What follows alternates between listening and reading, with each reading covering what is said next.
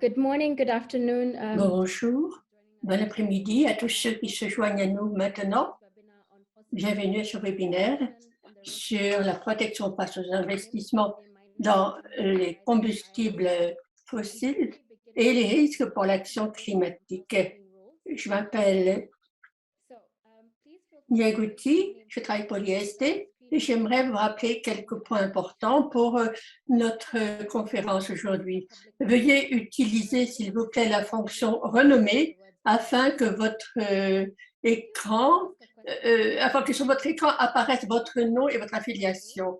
Rappelez-vous qu'il s'agit d'un webinaire public et que cette session est enregistrée. Je voulais poser une question, maman, à un autre. Servez-vous, s'il vous plaît, du chat Q&A et nous espérons pouvoir répondre à vos questions. Une interprétation française est disponible. Veuillez cliquer sur le symbole du globe au bas de l'écran pour activer la fonction d'interprétation et sélectionner le canal français.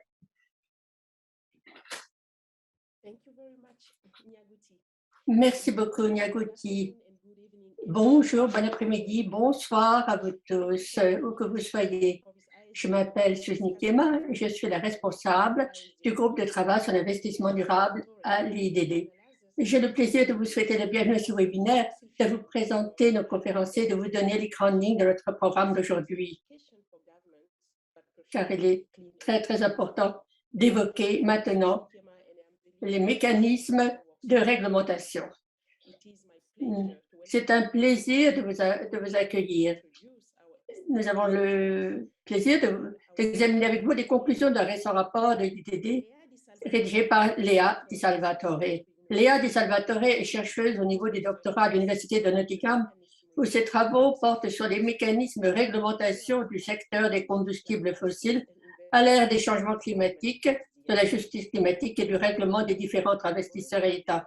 Nous sommes ravis d'avoir pu travailler avec elle pour préparer ce rapport sur l'arbitrage entre investisseurs et États dans le secteur des combustibles fossiles. Mais avant de l'entendre nous présenter les principaux résultats de son étude, nous allons entendre Greg Bottit qui va nous donner un bref aperçu de l'état actuel de la transition énergétique et des plus récents avertissements du groupe d'experts intergouvernemental sur l'évolution du climat. Il est le co-responsable du groupe de travail sur les approvisionnements en énergie durable, et il est chercheur également depuis 20 ans sur les combustibles fossiles, le changement climatique. Après ces deux présentations, nous serons rejoints par un panel d'experts pour approfondir et analyser les conclusions, les implications de ce rapport, en particulier pour l'ISDS et la réforme des traités d'investissement. Pour cela, nous avons l'honneur d'être rejoints par deux autres experts. Kila Tienhara, titulaire de la chaire de recherche du Canada sur l'économie et l'environnement à l'Université Queen's, qui a récemment co-signé un article inédit dans Science sur la façon dont les différents investisseurs et États menacent la transition vers l'énergie verte au niveau mondial. Merci de vous être rejoint à nous. Dr Bart Jaap Verbeek, qui est chercheur à l'ONG néerlandaise SOMO aux Pays-Bas, où il est spécialisé dans la gouvernance transnationale du commerce et des investissements, et en particulier dans la façon dont les accords de commerce et d'investissement protègent les flux de capitaux transnationaux, ainsi que leurs conséquences sur le développement économique équitable et durable. Au nom de l'IDD, je vous remercie sincèrement de nous accorder votre temps pour vous joindre à nous aujourd'hui. À différents moments du webinaire, nous laisserons l'auditoire poser ses questions. S'il vous plaît, n'hésitez pas à partager vos questions, vos réflexions sur le chat à n'importe quel moment. Mais avant de commencer avec les présentations de Greg et Léa, mon collègue Lucas Schaug, qui modérera la session et qui est de l'IDD, aimerait dire quelques mots pour situer la question de l'arbitrage entre investisseurs et États par rapport au secteur des combustibles fossiles. Je vous donne la parole, Lucas. Merci, Suzy. Avant d'aborder les conclusions passionnantes du rapport en question, j'aimerais dire quelques mots sur les raisons pour lesquelles nous sommes ici pour parler du recours au règlement des différends entre investisseurs et États par le secteur des combustibles fossiles et pourquoi nous examinons spécifiquement les risques de ce type de règlement pour l'action climatique. Avec une charge de travail de 1190 affaires fondées sur des traités, l'ISDS est parfois décrit comme l'un des instruments de mise en œuvre les plus puissants du droit international. Et comme Léa l'expliquera plus en détail dans sa présentation, Les investisseurs en combustibles fossiles constituent depuis longtemps la catégorie de plaignants la plus litigieuse de l'ISDS. Les investissements dans les combustibles fossiles impliquent des coûts irrécupérables qui sont élevés car ils nécessitent le développement d'infrastructures coûteuses et complexes et sont souvent réalisés pour des cycles d'exploitation de plusieurs décennies. D'un point de vue économique, l'ISDS a fonctionné comme une forme unique d'assurance contre les risques d'ordre politique en offrant des garanties à ces investissements particulièrement intensifs en capital et en les protégeant principalement de l'impact des changements de réglementation dans l'État hôte. L'ISDS est donc devenu un moyen de transférer le risque d'impact négatif lié à un changement de réglementation en le faisant passer des propriétaires bénéficiaires en dernier ressort des investisseurs dans les combustibles fossiles aux contribuables. Si l'utilisation de l'ISDS par les investisseurs en combustibles fossiles ne date pas d'hier, les attaques contre les mesures de réglementation adoptées dans le but de lutter contre la crise climatique sont plus récentes. Les gouvernements étant appelés à intensifier considérablement leurs efforts en vue de maintenir le monde sur la voie d'un réchauffement de 1,5 degré par rapport au niveau pré-industriel, les réglementations ayant un impact négatif sur les investissements dans les énergies fossiles ne feront qu'augmenter. La quantification du risque ISDS à venir devient donc un facteur crucial pour les décideurs car il est susceptible d'augmenter de manière significative le coût de la transition vers une énergie propre.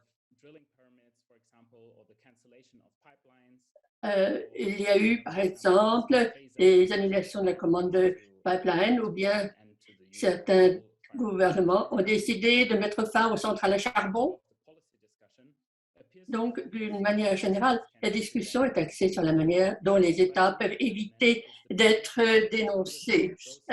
Et en général, il est important que les États soient aussi conscients de la situation. La responsabilité potentielle des États par rapport aux émissions causées par leurs investisseurs à l'étranger. Ça, c'est un autre élément essentiel.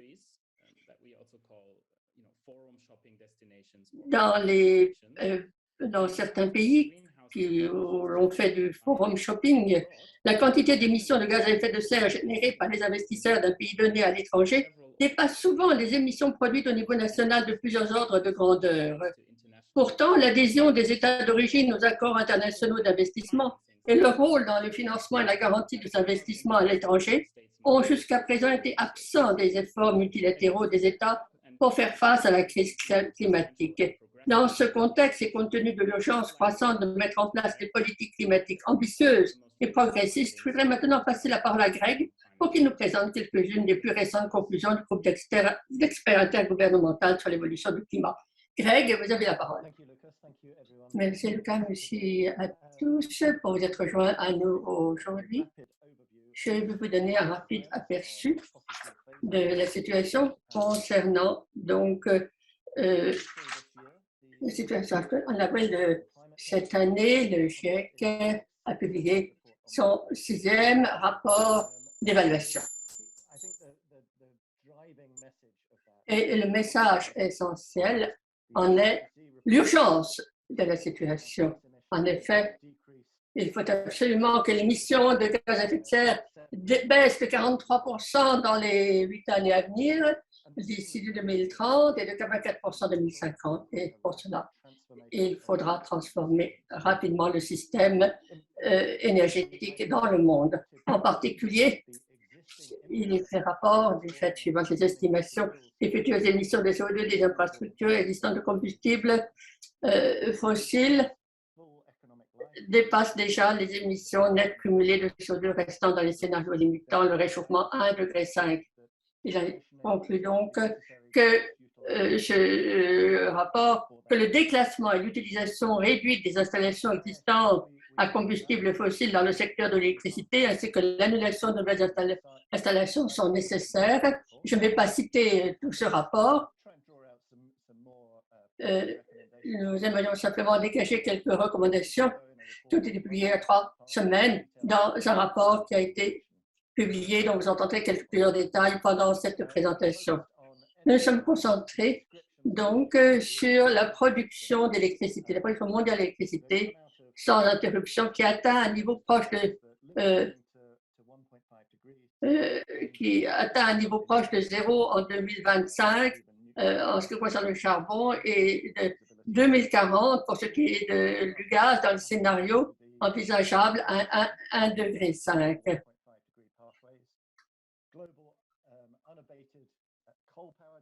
Ainsi, il est important de tenir compte de ces chiffres. Je répète, si on veut atteindre une production proche de zéro en 2035 ou en 2040 pour le charbon et le gaz, selon l'augmentation à 1,5 degré.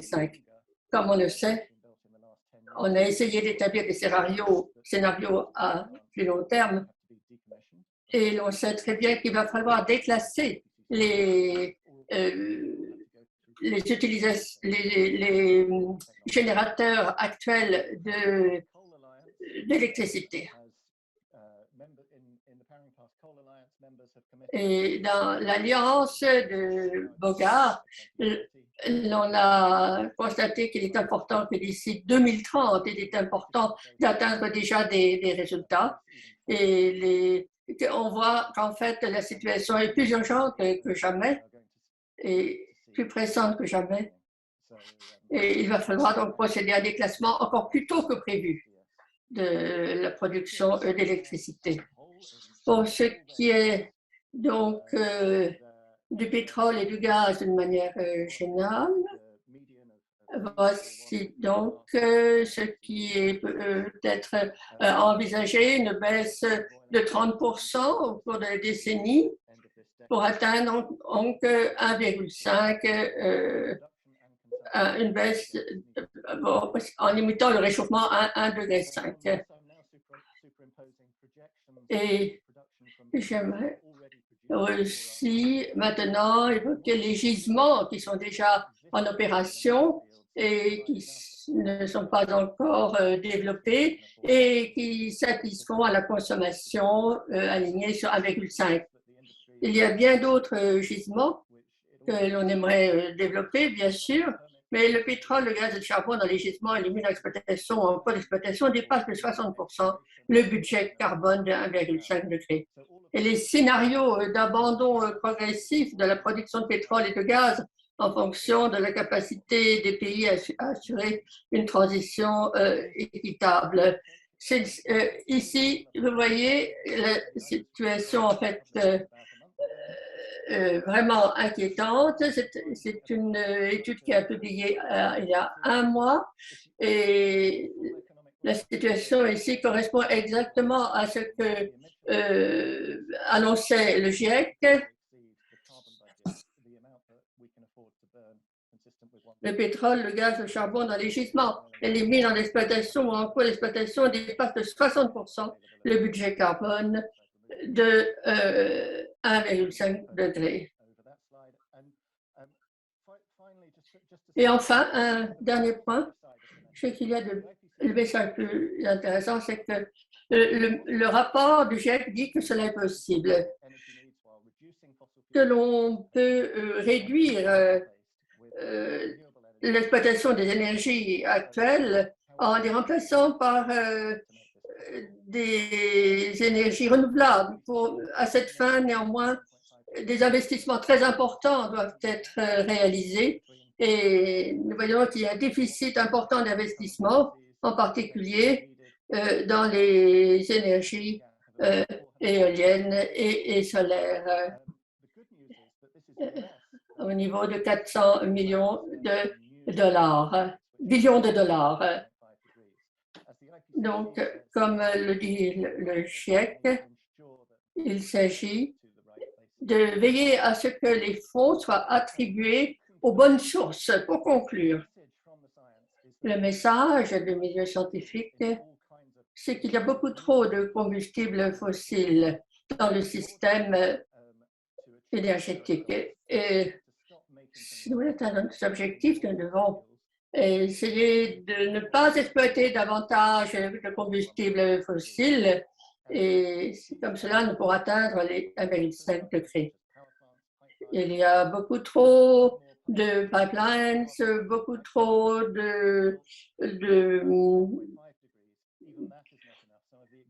d'installations électriques il y a trop de licences qui existent. Il faudrait annuler ces licences qui ne sont pas encore exploitées. En tout cas, il en existe beaucoup trop.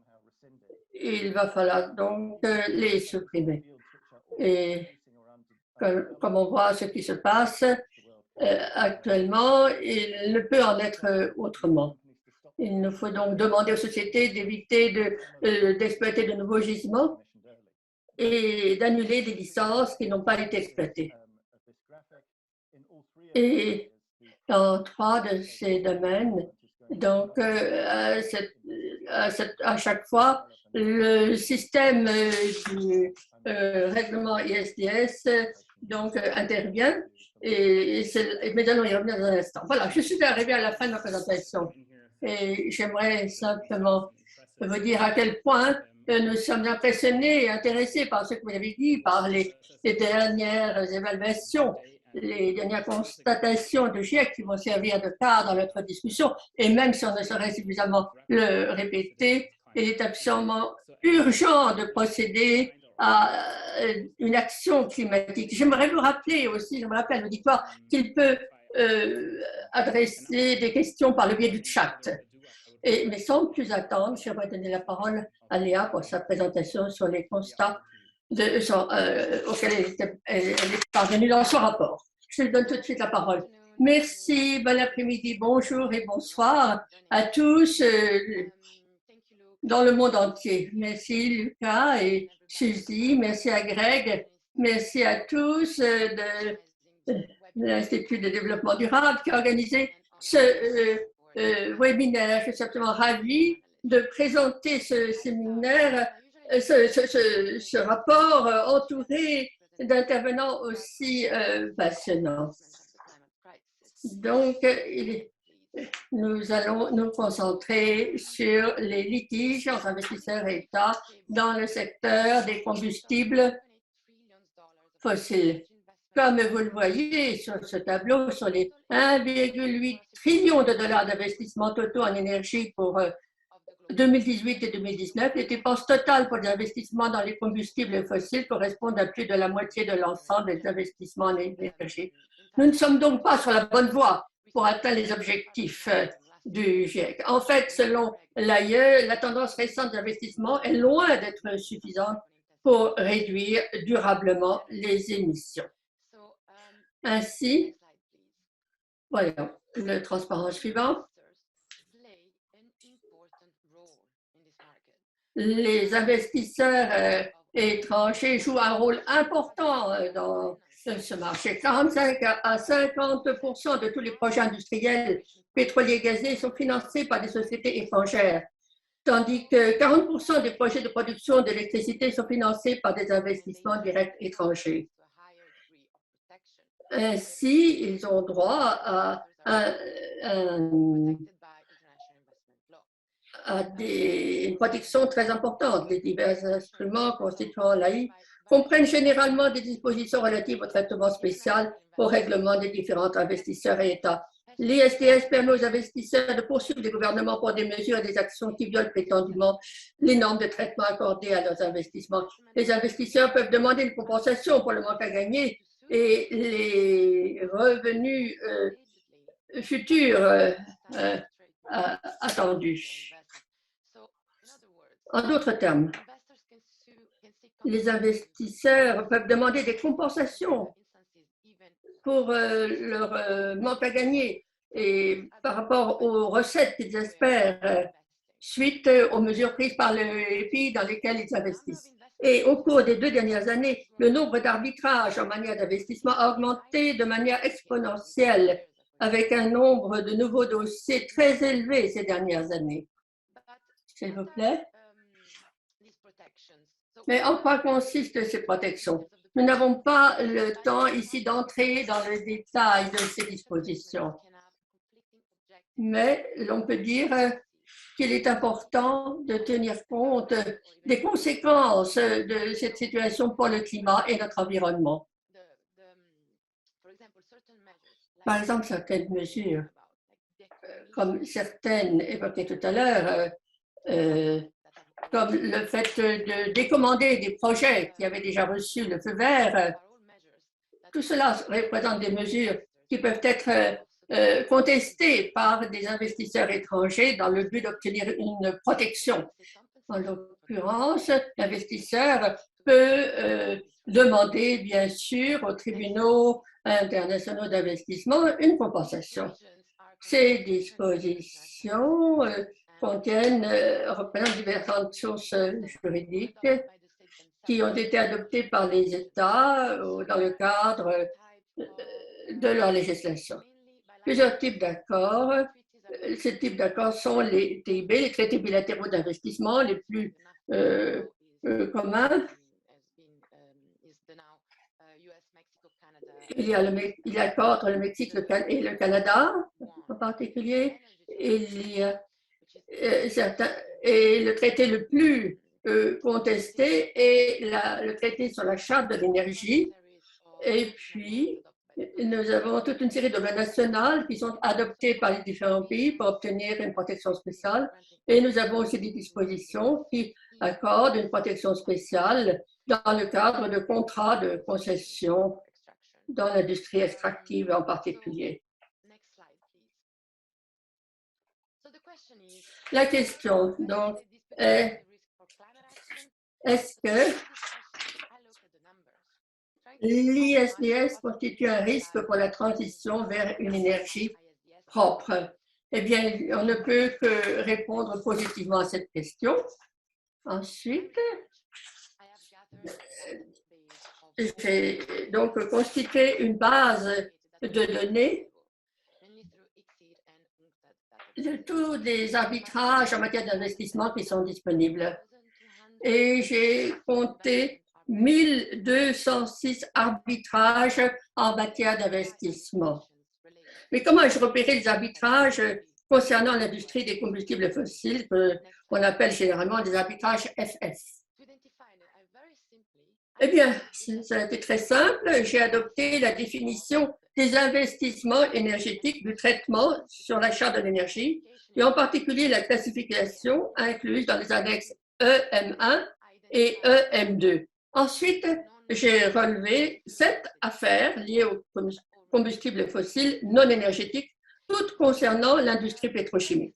Le résultat de tout ça, c'est que, tout d'abord, avec près d'un tiers de l'échantillon, le secteur de l'énergie est le plus litigieux dans le cadre de la DII. La grande majorité des cas étant liés aux investissements dans les combustibles fossiles. Au total, j'ai identifié 231 arbitrages relatifs aux combustibles fossiles, ce qui correspond à près de 20% de l'ensemble des données, 1206, dépassant largement tout autre secteur économique. En d'autres termes, pour 5 arbitrages, un est initié à propos d'un investissement dans les combustibles fossiles, ce qui fait de ce secteur est de loin le plus litigieux dans le cadre du droit international des investissements.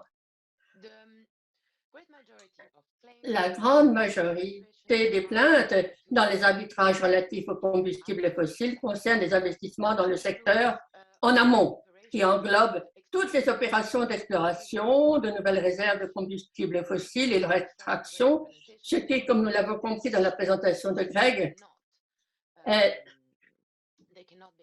impensable si l'on veut atteindre les objectifs de zéro et des accords de Paris.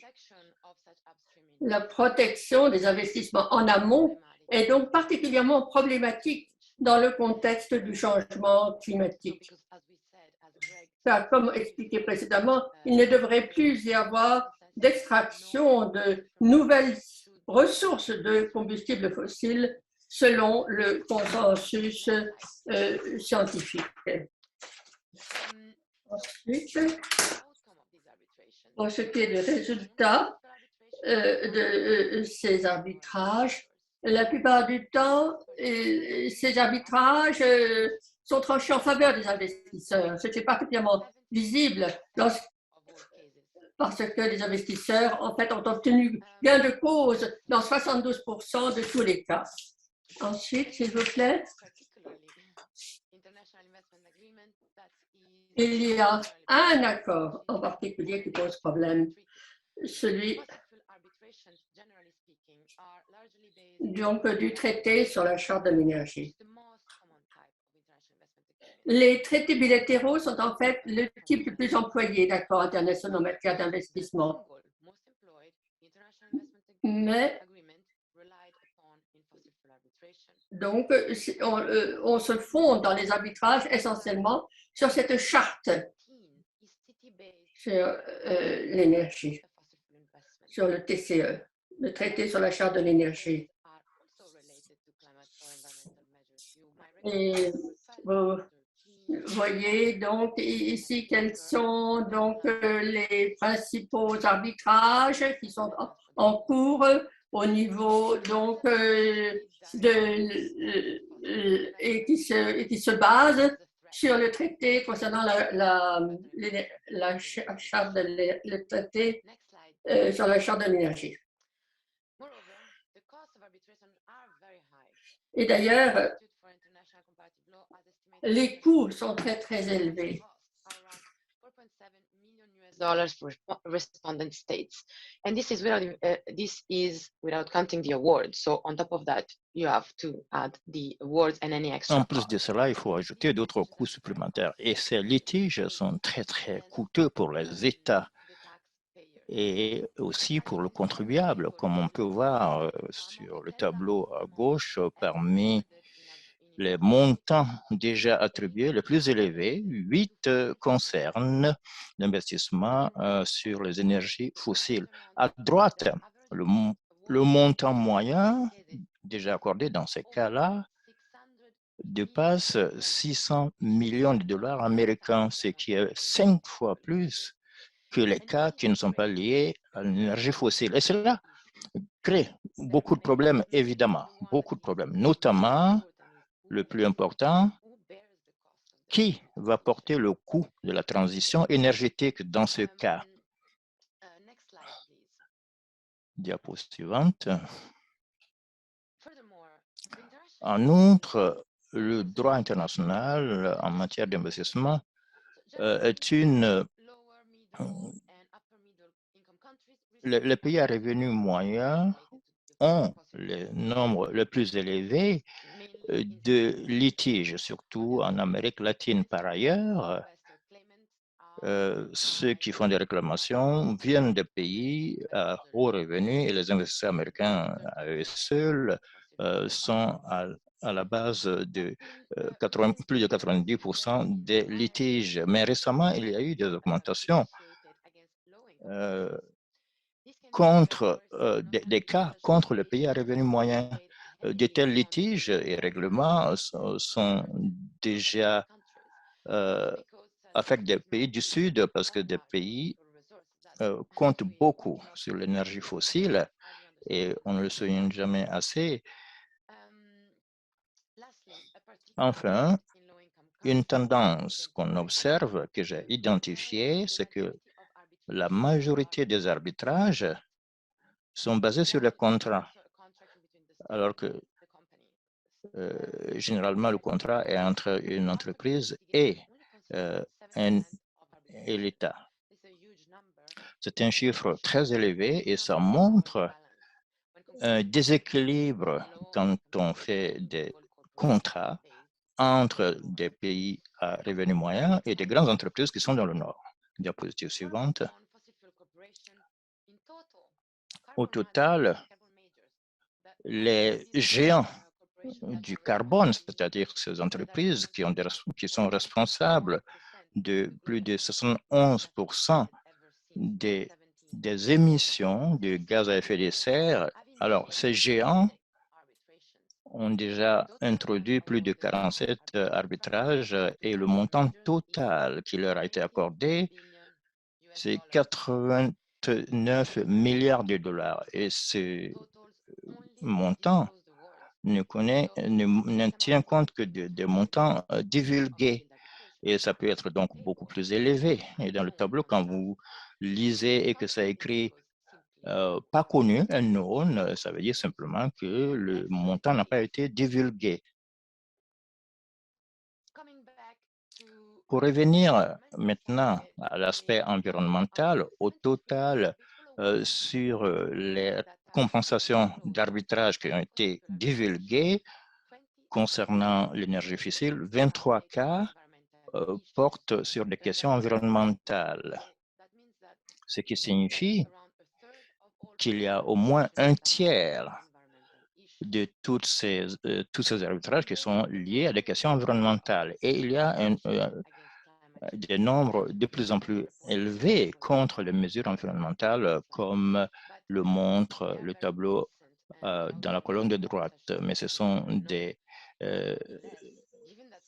résultats pas encore connus, mais néanmoins, les États vont employer des mesures climatiques beaucoup plus contraignantes et très probablement, les RDA vont augmenter davantage. Alors, est-ce que le RDA constitue un risque pour la transition vers une énergie propre? Oui. Ça donne un outil aux entreprises de combustibles fossiles qui n'hésitent pas et qui ont démontré au fil des ans d'avoir le pouvoir, le moyen et la volonté d'avoir recours au RDIE en toutes circonstances, et cela contre les mesures environnementales et les mesures de changement climatique. Je vais m'arrêter là, tout en vous remerciant pour votre aimable attention, et j'attends avec hâte la suite des discussions et des débats. Merci infiniment, Léa, pour cette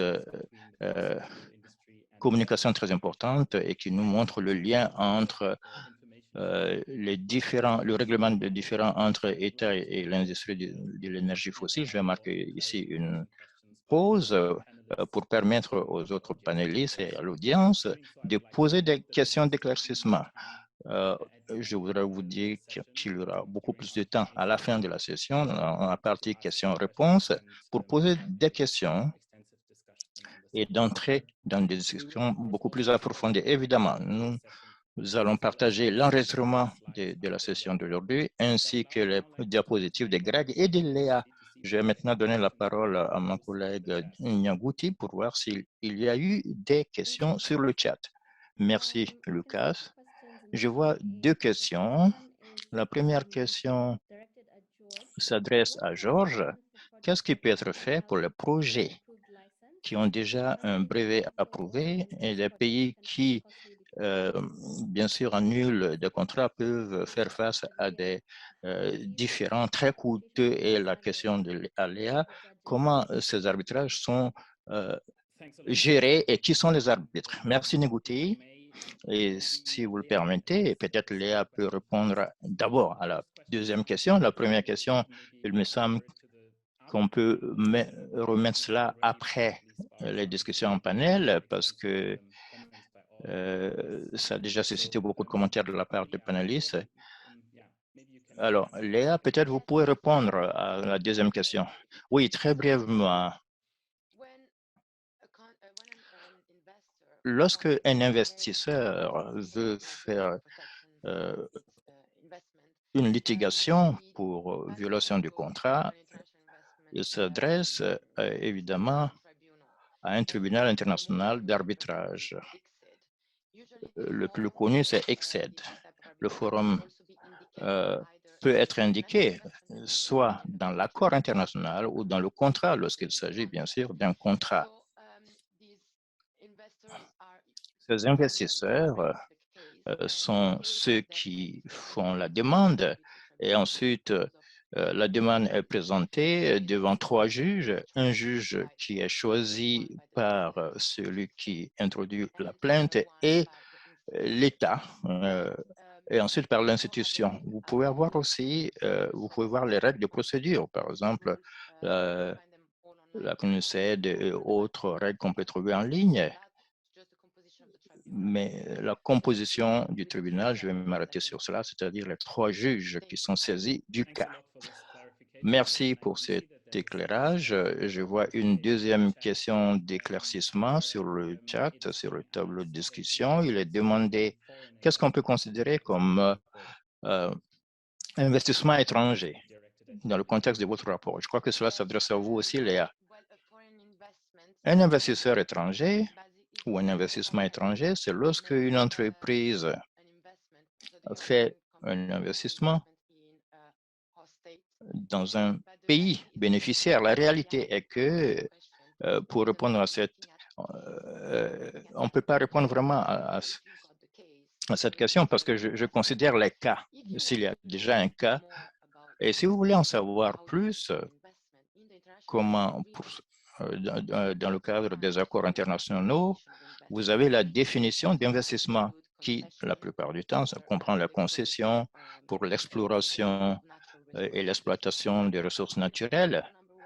Normalement, c'est l'article numéro 1, l'article premier qui a la définition, et vous avez alors la définition de investissement étranger. Merci pour l'éclairage et pour les excellentes questions. Avec ces clarifications à l'esprit, je voudrais maintenant donner la parole à nos panélistes et je voudrais me tourner vers professeur Kaela. Dans votre récente publication dans Science, vous examinez le coût énorme que l'arbitrage entre investisseurs et États pourrait générer pour les États lorsque les États adoptent des mesures climatiques plus progressives. Pourriez-vous nous dire sur la façon dont ces coûts se produisent et sur la façon dont l'arbitrage des investissements pourrait retarder l'action climatique? Merci pour la question et merci de nous avoir invités. Je commencerai par me faire l'écho de tous les commentaires sur le chat pour me féliciter des présentations déjà fantastiques et féliciter Léa pour le rapport. Un travail si énorme qui a été fait et ça a été très utile pour moi. Et je l'ai mentionné dans Science aussi, je crois que d'autres, dans la revue Science et d'autres aussi s'en servent. Et vous le faites dans le cadre de votre doctorat, mais j'aurais souhaité aussi faire la même chose lorsque je faisais mon doctorat. Bon, pour revenir à la question, pour ceux qui n'ont pas encore lu la revue Science,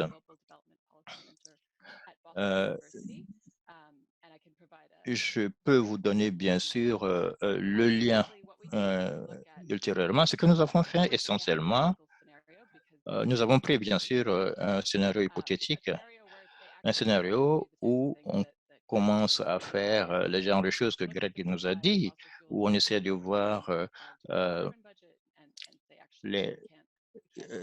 on ne peut pas continuer à investir dans l'énergie fossile en limitant la température à 1,5 degrés Celsius. Nous avons utilisé une ressource, une voie plutôt que les autres parce que ça nous a donné des catégories très claires, des projets qui n'ont pas pu continuer parce que aucun projet nouveau lié au pétrole, au gaz ou au charbon n'était acceptable d'ici à la fin de 2021. Nous avons dit, bon, il y a quand même des limites sur les voies de l'EIA et nous avons examiné le scénario où le projet sont en cours de développement, mais qui ont déjà reçu la décision de financement. Ces deux scénarios nous ont donné un corps de projet dans les bases de données. Nous n'avons examiné que le pétrole et le gaz parce qu'on ne pouvait pas obtenir des informations sur le charbon et on n'a pas examiné non plus les gazoducs et d'autres infrastructures de ce genre. Et si cela vous intéresse, je peux vous envoyer le lien. Voilà le projet d'investisseurs et qui ont déjà leur permis pour l'exploitation ou en tout cas une sorte d'approbation du gouvernement. Pas pour explorer le pétrole et le gaz, mais suffisamment pour que ça donne lieu à des RDIE, différents investisseurs États et la plupart de ces 90% des projets qui n'avaient pas de décision finale et 12% des projets étaient clairement protégés par le traité et le coût total a été estimé à plus de 380 millions de dollars. Nous avons trouvé que le traité sur la charte de l'énergie avait été utilisé dans la plupart des cas. Alors, il y a deux réactions que les gens ont pour ces montants de 430 milliards. Pour ceux qui ne sont pas familiers avec le RDIE, c'est quand même un montant énorme alors que ces projets n'ont pas encore commencé à produire quoi que ce soit. Mais ceux qui savent beaucoup sur le RDIE pensent que c'est peut-être trop faible. Alors, il s'agit de deux réactions tout à fait légitimes. Ce montant de plus de 400 milliards, bien sûr, est très élevé et c'est incroyable que les entreprises puissent réclamer de tels montants. Mais nous pensons aussi que c'est sous-estimé. On ne peut pas dire vraiment que ça couvre tous les coûts parce qu'il y a beaucoup d'investissements internes et domestiques dans le secteur du pétrole et du gaz. Mais je pense et je sais que c'est beaucoup plus élevé que ce que nous avons trouvé. Et l'une des raisons se retrouve dans la question de savoir si c'est un investissement étranger qu'on a déjà posé. Parce qu'il y a des intermédiaires qui agissent et il y a différentes manières de savoir qui est investisseur national et étranger. Et les entreprises peuvent structurer leur investissement à travers des branches et des antennes. Donc, il faudrait vraiment examiner la structure de l'entreprise pour savoir si l'investissement est protégé ou pas. C'était trop compliqué pour nous sur la base des données que nous avions. Et nous allons publier une note là-dessus et on va parler aussi de la structure des entreprises un peu plus dans cette note. Pourquoi l'estimation est beaucoup plus faible? C'est l'une des raisons, et Greg l'a dit, pour nous limiter à 1,5 degré Celsius, il faut déjà développer des projets et annuler les projets en fait qui sont liés au pétrole, au gaz et au charbon, alors que les gouvernements sont en train de donner des licences d'exploitation pour le pétrole, le gaz. On a un aperçu général de janvier à maintenant, mais ça change très rapidement. Et je voudrais lancer un appel à tout le monde.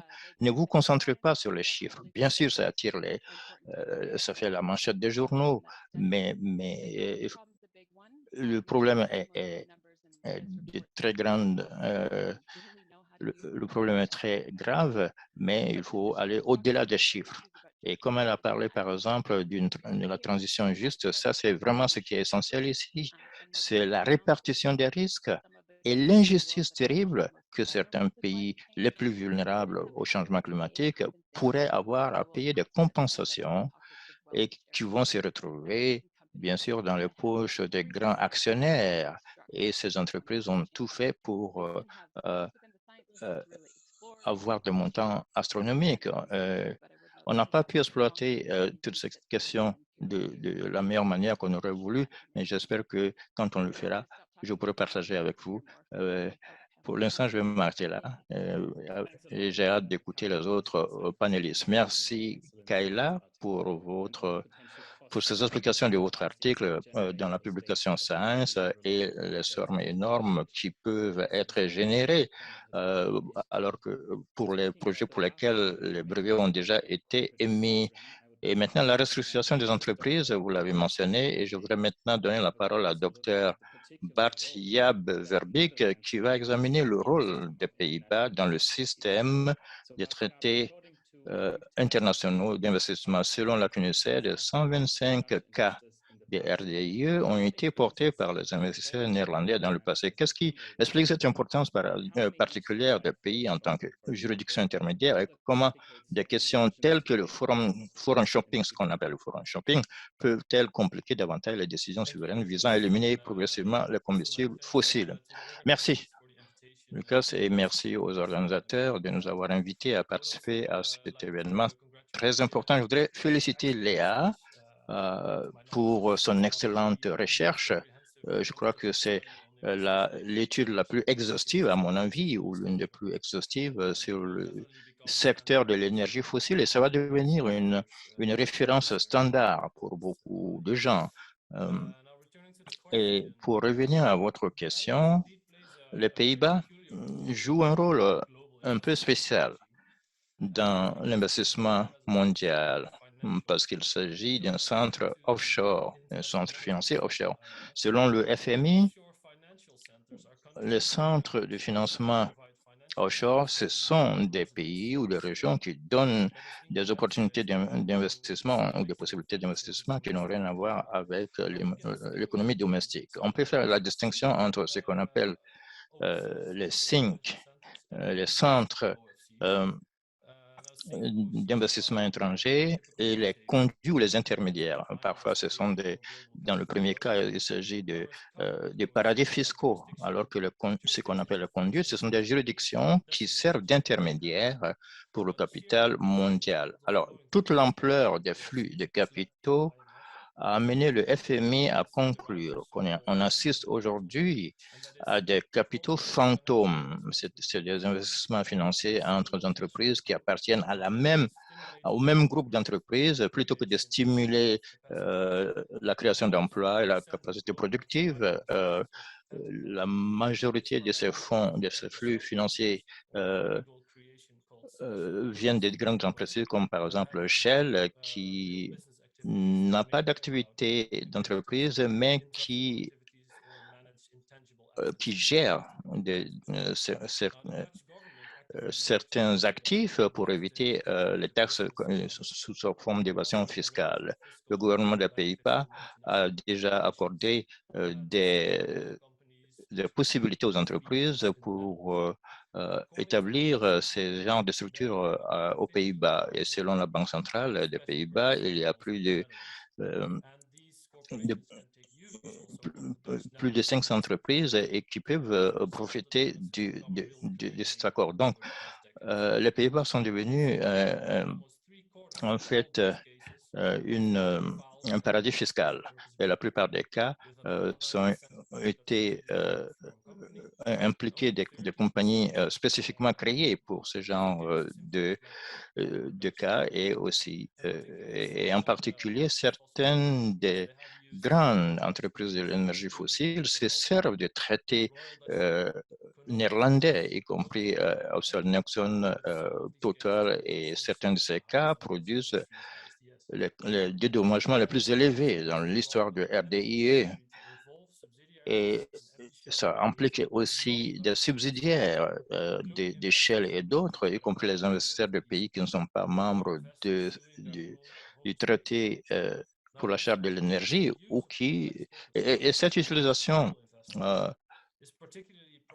opportune et problématique compte tenu des efforts visant à lutter contre le changement climatique. S'il n'y a pas de traité entre le pays hôte, le pays de source et le pays d'accueil, l'entreprise peut restructurer sa friture dans un autre pays qui a un traité. Et de même, l'entreprise peut s'adresser à une juridiction qui a un traité beaucoup plus favorable avec le pays d'accueil. Ces pratiques de recherche de toutes les possibilités possibles limitent la capacité de prendre des mesures pour atténuer les changements climatiques. Comme l'oratrice précédente l'a dit, l'Université de Bâle a fait une étude qui révèle le montant de la valeur nette des projets de l'énergie fossile régie par le TCE. Et l'utilisation et l'abus du traité de la charte de l'énergie dans le contexte du RDIE a été interprété déjà et il est tout à fait légitime. En fait, les juristes et les cabinets de juristes sont en train de conseiller aux entreprises de changer pour s'assurer qu'ils sont protégés par un traité d'investissement. Certains traités tentent de résoudre cette question du shopping des traités. Par exemple, l'article 17 du traité sur la charte de l'énergie permet aux entreprises d'investir ailleurs lorsque ces entreprises n'ont pas suffisamment d'intervention dans leur propre pays. Mais cela n'a jamais été évoqué, en tout cas pas dans le cas des Pays-Bas. D'autres traités comme l'Union européenne demandent aux investisseurs d'avoir des activités qui font partie de leur définition d'investisseurs, mais ne précise pas quelles sont ces activités et qu'est-ce que cela implique pour devenir des activités substantielles. Le modèle des Pays-Bas d'investissement adopté en 2019 exige que les entreprises aient des activités substantielles, mais ça donne l'indication aussi que cela s'est fait au cas par cas, et notamment le nombre d'employés et le chiffre d'affaires. Et c'est comme exclure certaines entreprises de la couverture du champ d'application. Mais dans la pratique, on verra comment cela est interprété et appliqué par les arbitres. Jusqu'ici, aucun de ces traités n'a été encore renégocié ou amendé sur la base de ce traité, ce qui veut dire que les entreprises de l'énergie fossile peuvent utiliser le Pays-Bas comme leur base et pour agir un peu partout dans le monde. Je m'arrête là tout en vous remerciant. Merci infiniment. Verbeek, surtout en mettant en relief le rôle des Pays-Bas et surtout cette question de l'utilisation.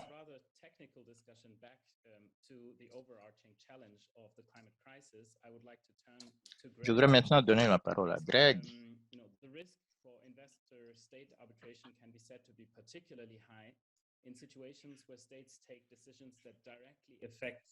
Les risques sont particulièrement élevés dans certains cas, comme la révocation des licences ou l'annulation de projets sur lesquels une décision a été prise, mais à laquelle elle n'a pas été donnée suite. Comment faire pour parvenir véritablement à un scénario dans lequel on arriverait à la neutralité carbone? Comment éviter la mise en œuvre de projets fossiles planifiés, mais pas encore en cours de réalisation? Et dans quelle mesure cela s'applique-t-il également aux nouveaux investissements dans le gaz naturel, qui est souvent appelé un combustible de transition? Merci. En ce qui concerne la première question, j'aimerais revenir à ce que nous disions dans l'introduction tout à l'heure et qui concernait l'investissement dans les combustibles fossiles. Il y a plusieurs dizaines d'années de cela. Le problème du dioxyde de carbone s'est posé avec le temps. Et l'on sait quelles sont les conséquences sur l'atmosphère. L'atmosphère se réchauffe petit à petit. Est-ce un problème de développer de nouveaux projets? S'ils sont conçus pour quelques années, ce n'était pas si grave. Mais ce n'est pas vraiment le cas puisque ces projets sont conçus à long terme parce que les investisseurs veulent un retour sur investissement. Et dans le contexte de la protection qu'offre l'ISDS, la situation est vraiment préoccupante car de nouveaux concepts sont développés et risquent d'être exploités.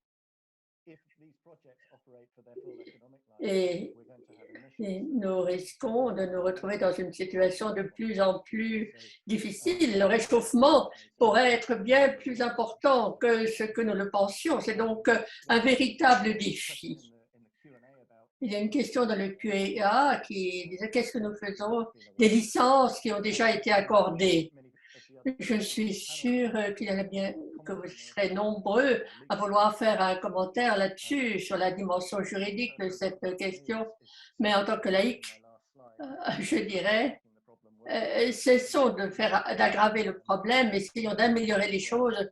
Et pour essayer d'éviter d'aggraver les choses, il est préférable de demander aux pays de ne pas contracter de nouveaux engagements qui pourraient les exposer à des véritables problèmes de responsabilité s'ils veulent s'adapter à la transition énergétique et ne pas accepter donc des traités d'investissement qui pourraient les amener à des litiges très coûteux. Et peut-être que d'autres membres du panel pourraient répondre à cette question pour expliquer comment certains pays essayent de se retirer de certains traités d'investissement et sont à la recherche de possibilités de mettre fin à certaines licences et à certains contrats. Pour ce qui est de votre dernière question, l'idée du gaz en tant que combustible transitoire, de transition, c'est dans les années 90 que cette question a été soulevée. Et à l'époque, l'idée était de passer à un changement progressif afin d'éviter un réchauffement climatique trop important. Ça fait 30 ans de cela que l'on en parle. Et on s'aperçoit que les ressources, en fait, dans ce domaine ont été largement surexploitées. Donc, l'idée de notre combustible de transition, dont on parle déjà depuis un certain temps, avant de passer à une énergie plus propre, il n'est plus nécessaire d'en parler, puisqu'il n'y a plus de place dans l'atmosphère pour absorber un nouveau combustible, quel qu'il soit. Et tous les scénarios, on l'a vu avec les accords de Paris, tous les scénarios nous montrent que la situation ne fait qu'empirer au lieu de s'améliorer. Et la seule exception, le seul type d'exception, ce sont certains scénarios qui permettent d'améliorer la situation en utilisant des nouvelles technologies. Ou mathématiquement, on dirait on pourrait peut-être utiliser davantage le gaz s'il y a une compensation de prévu à l'avenir. Mais on ne sait pas encore si on peut se fier à ces nouvelles technologies concernant l'exploitation du gaz. En tout cas, cela semble très risqué dans ce contexte. Et en fait, la question d'un combustible de transition, l'idée, ce concept vient du fait que dans les années 90, on ne savait pas s'il y avait une alternative viable au combustible fossile. Donc, il s'agissait d'utiliser des combustibles moins onéreux. Et en fait, ça n'avait aucun sens parce que tous les combustibles fossiles sont épuisables et donc il n'y a pas d'alternative, on l'a bien constaté. Donc, je dirais l'idée d'un combustible de transition est obsolète. Tout simplement, on ne peut pas se l'offrir, il n'y a pas de place pour cela et on n'en a pas besoin. Il y a déjà des alternatives qui sont moins chères aujourd'hui. Merci infiniment, Greg, pour ces excellentes explications qui nous montrent à quel point il est important pour les experts en matière de justice climatique et les experts de droit international de se rencontrer plus souvent pour en discuter. On va déjà dans le sens de recommandations et c'est une excellente chose. Et j'aimerais qu'on approfondisse tout cela au niveau des QR. Et étant donné que le temps passe vite, j'aimerais de passer à une deuxième série de questions et demander à Kela, par rapport à la question sur les coûts de l'IS, comment les sentences liées à un arbitrage sont-elles exécutées dans la pratique? Parce que c'est l'exécution qui est essentielle pour donner toute sa raison d'être à ce système d'arbitrage. Et est-ce que la simple menace d'un arbitrage suffit pour édulcorer les décisions d'abandon progressif prises par les États? Merci, d'excellente question. Greg nous a parlé d'une situation bien particulière. Et il y a donc deux traités. Il est important de comprendre, il n'est pas nécessaire d'entrer dans les détails pour comprendre tous les détails de chaque situation. Il est important que l'investisseur, bien sûr, que l'on puisse lui demander des comptes. Et l'investisseur peut très bien s'adresser, par exemple, à un tribunal dans un pays donné et remettre en question l'arbitrage qui a été prononcé. Cela arrive assez souvent. Mais il y a dans certains cas où ça marche, mais le plus souvent, ça ne marche pas. Et comme vous l'avez dit, comment mettre en œuvre alors les sentences qui ont été prononcées? Comment s'y prend-on? Eh bien, elle est associée à la tendance actuelle, à savoir que les tribunaux, c'est vrai, prononcent des sommes très, très importantes. Et on l'a vu, la moyenne étant de 600 millions de dollars de dommages-intérêts. Et c'est une terrible charge, bien sûr, pour les pays les plus pauvres. Mais il y a différentes formes d'effets paralysants. Par exemple, lorsqu'un investisseur dit nous sommes engageants à faire ceci ou cela, et le gouvernement dit bien, mais il peut y avoir d'autres moyens aussi de procéder. Il y a des questions, il y a des domaines dans lesquels aussi plusieurs points sont pris en compte d'une manière globale. Ainsi, une décision prise dans un pays peut entraîner un autre pays à prendre une autre décision, dans le sens, voilà ce qui se passe dans tel ou tel pays, nous devons en tirer les conséquences. C'est ce qui s'est passé en Nouvelle-Zélande avec Philip Morris, en Australie. Il y a beaucoup de défenseurs aussi à l'ISDS qui se réclament de ces sentences. Mais souvent, les choses traînent en longueur pendant des années. Et il importe de voir ce qui va se passer, bien sûr, en espérant que des occasions se présenteront. Et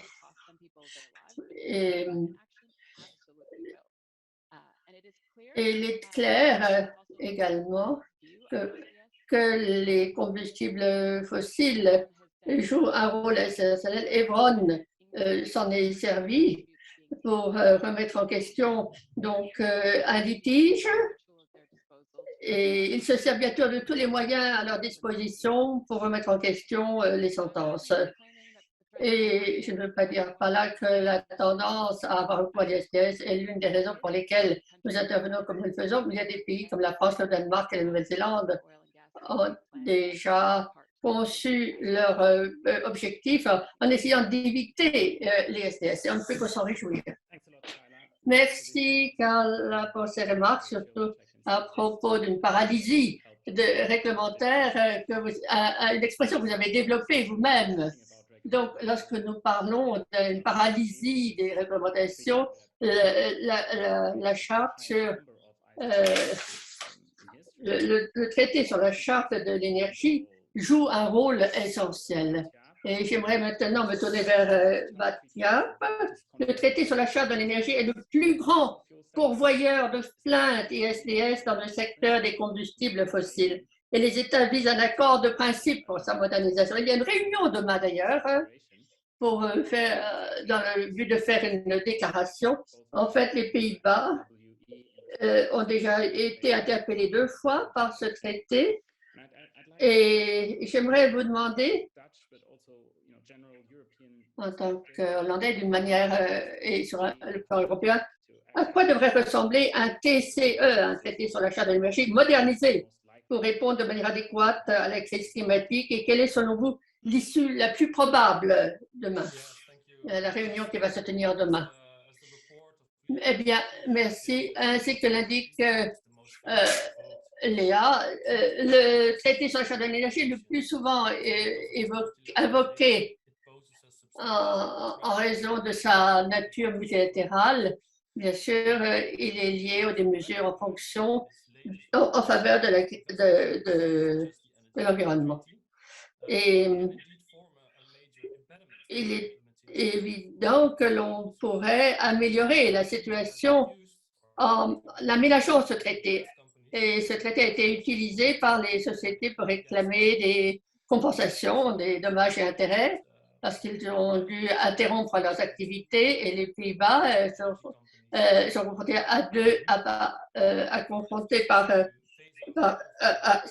confrontés à 2 plaintes, une de l'Allemagne, d'Unilever en particulier. Et tout ceci constitue des précédents préoccupants pour les litiges en vue, parce que cette semaine, il va y avoir, et ce matin, ce cas a été traité par les tribunaux néerlandais, et l'on voit comment ces compagnies remettent en question la légitimité, l'efficacité et la proportionnalité des abandons progressifs en tant que mesure permettant de mettre fin à la situation actuelle. Et ils réclament donc des dommages et intérêts. Donc, ils disent que cette mesure représente une sorte d'expropriation. Le fait qu'on leur demande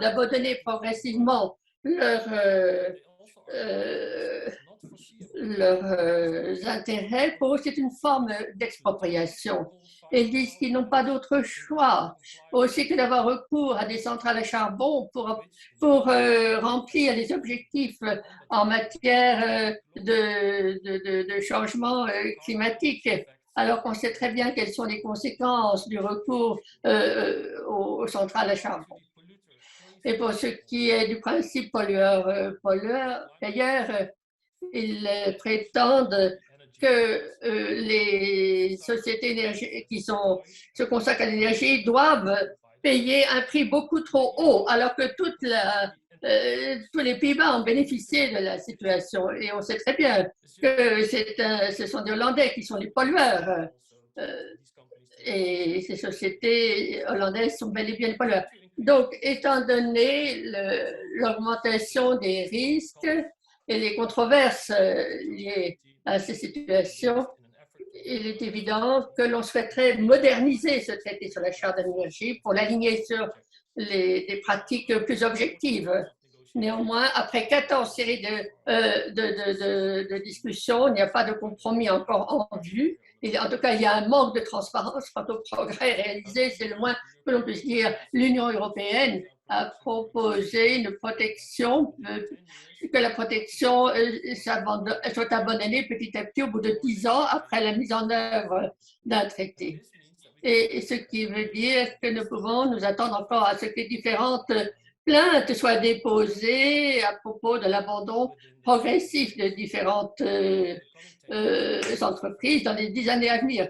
Et même si les 10 années à venir sont cruciales pour la transition énergétique, et néanmoins, les États doivent abandonner progressivement les combustibles fossiles puisque nous voulons atteindre le niveau de 1,5.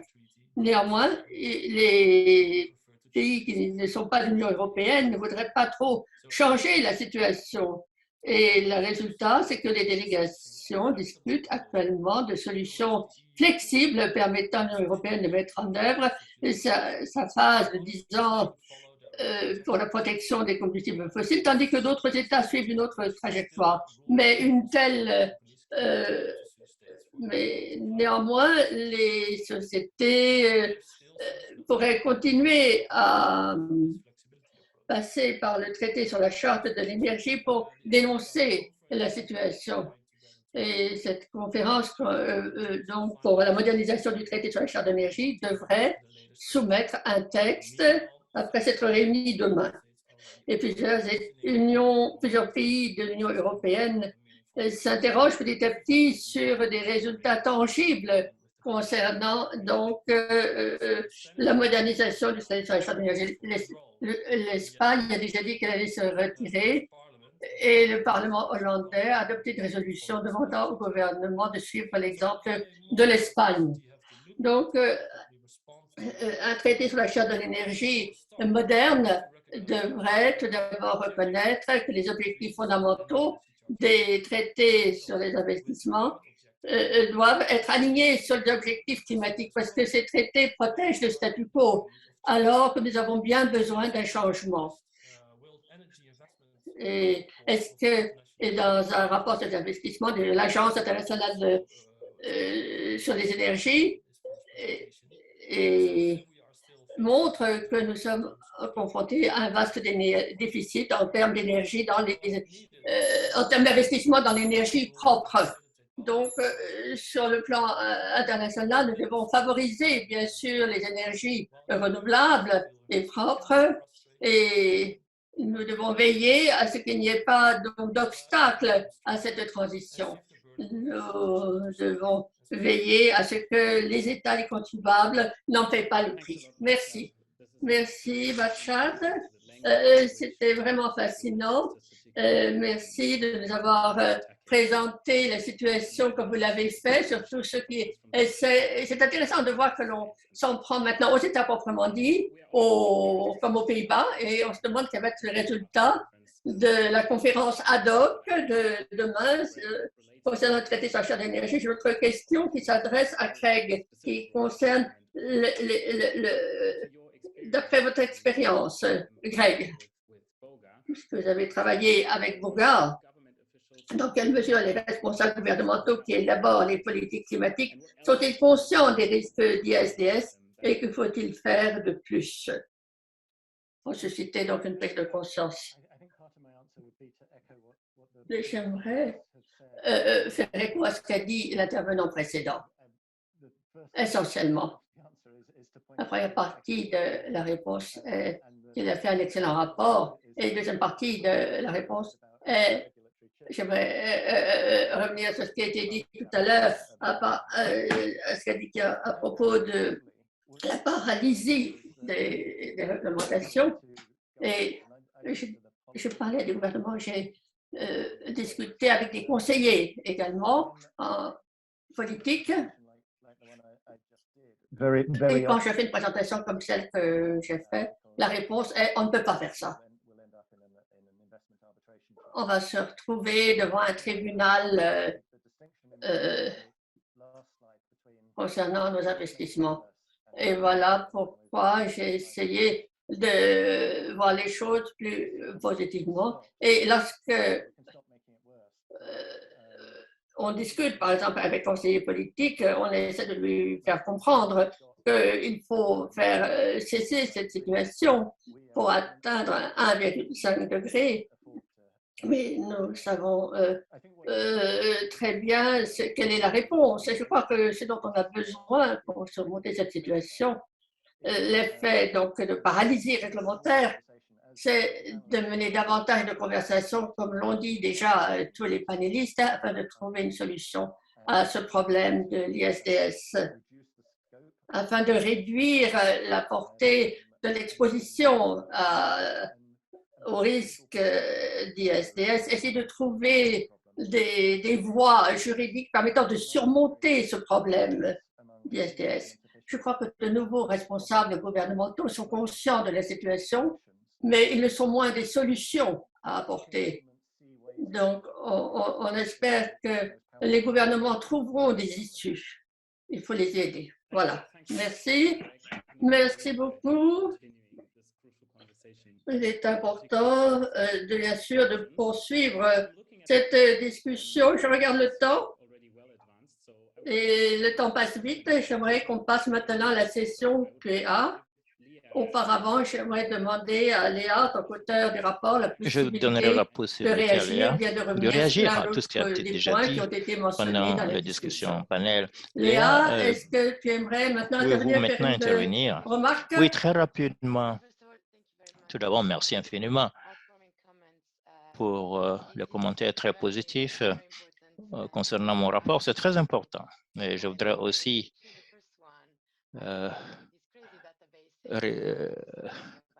remercier ma collègue et la remercier parce que c'est avec elle que nous avons eu cette idée de base de données qui est maintenant une réalité.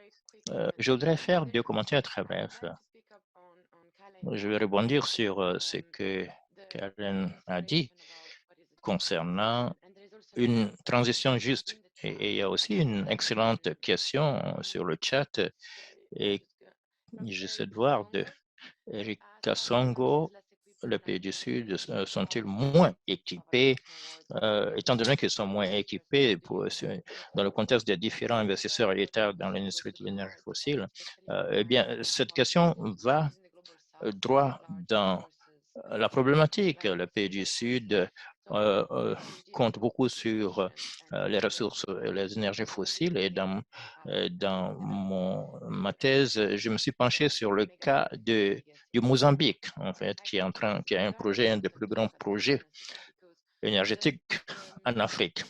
Il faut voir l'aspect justice, parce que lorsque nous considérons l'investissement international ou le droit international sur l'investissement, on a ce savoir, mais ce n'est pas toujours le cas. Comme Greg l'a dit, les gens, même dans l'hémisphère nord, n'en savent pas grand-chose, sans parler des autres. C'est parfois le contraire. Pendant des décennies et des décennies, ceux qui défendent l'industrie disent que si vous adoptez ces lois et que vous signez ces accords d'investissement, vous aurez plus d'investissement dans votre pays, ce qui va promouvoir le développement. Et cela n'a pas été prouvé. C'est bien au contraire. On a plus de preuves du contraire. Dans les pays de l'hémisphère sud. Ensuite, vous avez les institutions multilatérales de développement.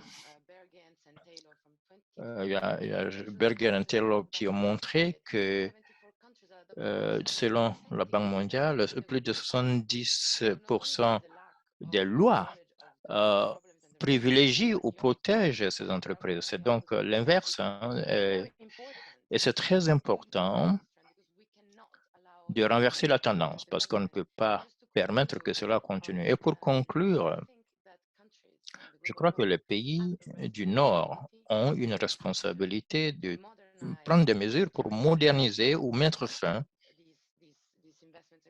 à ces accords d'investissement parce que ces entreprises viennent du Nord et historiquement, nous avons une plus grande responsabilité. Alors, si vous voulez atteindre les objectifs de l'accord de Paris, pour que les flux financiers soient cohérents avec la limitation à 1,5 degrés Celsius, alors il y a beaucoup de choses à faire dans ce sens. Merci. Merci, Léa, pour votre intervention qui est très utile.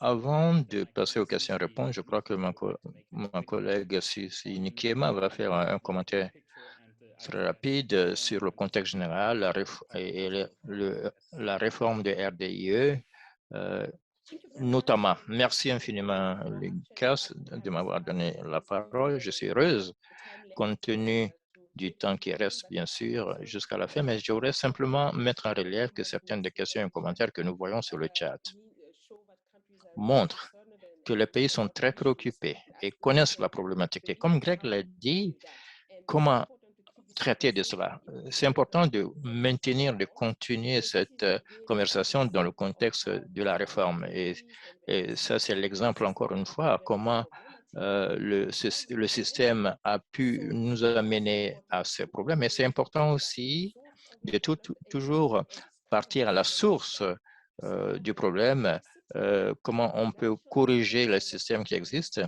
et bien sûr, en plus des mesures de politique et de réformes que vous allez prendre au niveau national, régional et international. Ce genre de traités qui sont rédigés de telle sorte que ça présente des dangers et ça ne fonctionne pas très bien. Et c'est toujours un risque pour le pays, pour l'action climatique, mais aussi pour beaucoup d'autres problèmes comme les questions sociales, les questions de droits humains, etc. Je voudrais relever cela et dire que c'est une question complexe, mais il est très important d'aller à la source du problème à un certain moment pour tenter de trouver une solution. Merci, Suzy. Dans un souci de temps, je voudrais maintenant ouvrir la session questions-réponses. Je crois que nous avons le temps de répondre peut-être à 3 questions et je vais me tourner vers Negouti. Je sais qu'il y a eu beaucoup d'activités sur le chat et qu'il y a sur le chat quelques questions. Pouvez-vous les lire? Merci infiniment. Merci, Suzy. Les commentaires de Suzy et de Grec ont anticipé comment résoudre le problème de RDIE et comment sensibiliser sur les risques, dont beaucoup de questions vont dans ce sens-ci. Suzy, vous avez déjà bien répondu à cela. Peut-être, je vais relever 3 questions. Il y a une question de l'un des participants. À votre avis, quel est le potentiel juridique, le principe des précautions et le principe du pollueur-payeur et la possibilité d'expliquer dans le contexte de règlement au titre du traitement de la charte de l'énergie. Deuxième question, y a-t-il des recherches qui examinent le RDI dans le contexte de la stabilité financière au plan mondial? Si on voit le nombre de cas qui s'accumulent, et peut-être une dernière question, c'est en français, peut-être je vais lire en anglais directement. Beaucoup d'investissements ont été faits dans des recherches qui ont abordé à des potentialités dans le domaine du secteur pétrolier sur les côtes de mon pays. Et qu'est-ce que vous nous recommandez? Voilà d'excellentes questions. Merci aux membres de l'audience qui ont posé des questions. Je voudrais commencer par la première question je crois que Bart a déjà mentionné avec le principe du pollueur-payeur et qui se trouve aussi dans le traité de la charte de l'énergie. Batia, vous voulez intervenir et répondre? Merci pour la question. C'est une excellente question, tout à fait pertinente. Et peut-être pour donner une réponse rapide, je ne peux penser qu'à un rapport récent qui a été fait par le Conseil du changement climatique. Ce sont des juristes qui essaient de rassembler des travaux de recherche sur le changement climatique et le droit de l'investissement. Et c'est un rapport bien rédigé et basé sur la recherche. L'article 19 du traité de la Charte de l'énergie n'a jamais été évoqué, tout d'abord, mais aussi la conclusion du rapport est que ça ne contient pas d'engagement contraignant de la part des entreprises. Alors, si vous voyez le texte de l'article 19, vous constaterez que c'est formulé de telle sorte que ça reconfirme l'engagement que les États doivent prendre dans le cadre des accords internationaux. C'est donc une réaffirmation du fait que les États se sont engagés à respecter le droit international de l'investissement. Mais il n'y a pas de responsabilité contraignante pour les entreprises. Je suis très sceptique quant à la possibilité que ce soit la bonne voie à suivre. Peut-être ça va tenter simplement d'influencer les tribunaux d'arbitrage dans le contexte des changements climatiques. Voilà mon point de vue. Peut-être d'autres panélistes pourraient intervenir et donner leur vue. Oui, si d'autres panélistes peuvent intervenir sur cette question, sentez-vous tout à fait libre de le faire. Je voudrais ajouter qu'il y a d'autres traités qui ont ces exceptions liées à l'environnement et qui ne sont presque jamais évoquées dans un cas récent où l'exception a été invoquée dans un tribunal. Ils ont quand même décidé qu'il y a l'obligation de payer des compensations. Je crois que c'était bien sûr dans le cas du secteur minier, mais ça montre qu'on essaie de formuler, libeller les choses de sorte. Ça peut aider certains tribunaux, mais ça ne permet pas vraiment de protéger les États. Et c'est la raison pour laquelle, quand on parle de solutions de façon générale, moi, j'opterais pour mettre fin à ce projet. Mais cela est difficile pour ces pays, comme le pays qui a été mentionné, qui a des concessions d'exploitation pétrolière dans le sud. Mais si vous essayez de mettre fin à des traités de façon unilatérale, vous avez il y a une clause qui va protéger l'investisseur pendant 10 à 20 ans. C'est là où on est bloqué en termes de solutions. Et je crois que ça revient à ce que Léa a dit. Les pays du Nord doivent prendre leurs responsabilités. Et Lucas l'a mentionné, cela fait partie de la responsabilité qui a été convenue en termes de financement pour le changement climatique. Et donc, il ne s'agit pas d'aller dire à la Banque mondiale ou à d'autres mécanismes que les pays doivent faire ceci pour attirer les investissements. Et très rapidement, pour rebondir sur quelque chose que j'ai vu sur le chat, il n'y a pas de preuve que l'investissement peut être facilité. Alors, quand on vous dit qu'on a besoin de cela pour la transition énergétique, ce n'est pas vrai. C'est de la peinture en verre, tout simplement pour donner l'impression que c'est écologique. Bien sûr, il ne faut pas jeter le bébé avec. On nous dit qu'il ne faut pas jeter le bébé avec l'eau du bain, mais il n'y a pas de bébé en réalité. Tous ces cas, comme par exemple l'Espagne, où des programmes d'encouragement ont été changés, les entreprises profitaient quand même. Les pays doivent avoir la flexibilité de procéder à ce genre de changements.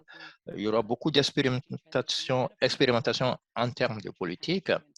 On ne doit pas forcer les pays à s'engager dans des projets qui seront financièrement très coûteux pour eux.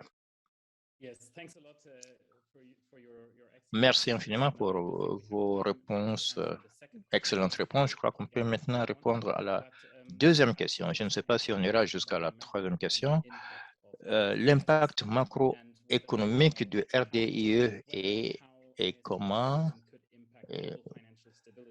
le RDIE peut avoir un impact sur l'économie mondiale si on voit le nombre des cas et qui concerne la transition énergétique. Je laisse à l'un ou l'une quelconque des panélistes pour répondre à cette question qui demandera peut-être beaucoup plus de recherche, je dirais.